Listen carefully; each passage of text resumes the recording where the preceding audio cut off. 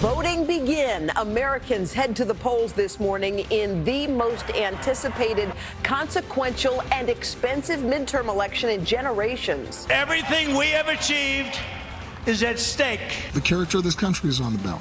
Both parties pulling out all the stops for their final pitches. The president and his agenda driving the national conversation. So will Americans vote with him or against him?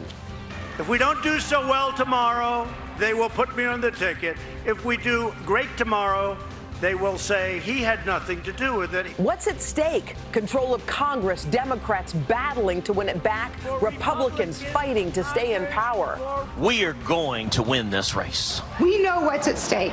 Record early voting coast to coast, making key races impossible to predict. Storms a potential issue for today's turnout as America gets set to decide the nation's shape and direction. Today, Election Day, Tuesday, November 6th, 2018.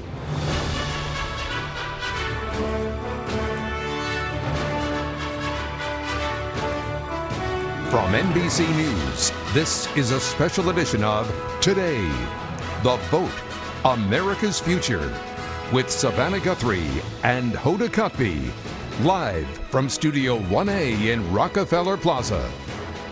And welcome to Today. Thank you for joining us on this Tuesday morning. It is Election Day. You can feel the buzz in the air a little. You can. We're here at NBC's election headquarters. This is where the action is until late into the night, and so much at stake in our midterm elections. Roker was saying that he went to vote early this morning. The lines were already long, so a lot of voting going on early this morning. We're going to set the stage for what is sure to be a dramatic day and evening ahead.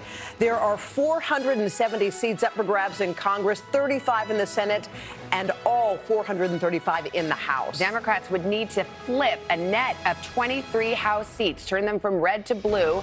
And in the Senate, they need 2 if they want to wrestle control from Republicans. If early voting is any indication, be prepared to wait in line at your polling place. A record 35 million ballots have already been counted. Our election team has fanned out across the country covering the tightest races. There are a lot of tight races and big issues facing voters. We will begin with NBC White House correspondent Peter Alexander. He is in Leesburg, Virginia. Todd, well, at least on what's at stake and the key races that will give us a sense. No crystal balls here, Chuck. Good morning. Good morning. It's going to be an exciting day. Let's start with the House and first just lay out what Democrats need to do if they want to get back control of the House for the first time in a decade. Look, they need to win 23 seats, and on paper, it actually isn't that tall of an order. There's 100 Republican-held congressional seats that we've deemed vulnerable. 25 of those 100 were carried by Hillary Clinton in 2016. If they just win the House seats that were carried by Hillary Clinton that are represented by Republicans, they win the House. They don't even need a wave to do that. Let's look at Virginia, because this is a bellwether and a purple state, and you're watching a couple of districts. This is an interesting race, as is this. It is. Look, this is where Peter was this morning. He was in that 10th congressional district. This is the one right side of the Washington suburbs. If the Democrats aren't winning this one, quickly test to find out, are they on a path? Let's talk about the Senate. Much tougher road for Democrats here. They need to flip 2. That doesn't sound so hard. Doesn't sound like a big number, but it's does it? sure hard when you look at where they're fighting to retain control. This is a case where 23 is less than 2. Yes. You go ahead and discuss. But it absolutely is. Look, there is a path for them, but it would mean winning some in Texas or Tennessee or North Dakota. And something else that's interesting about Missouri, they don't have many early voters.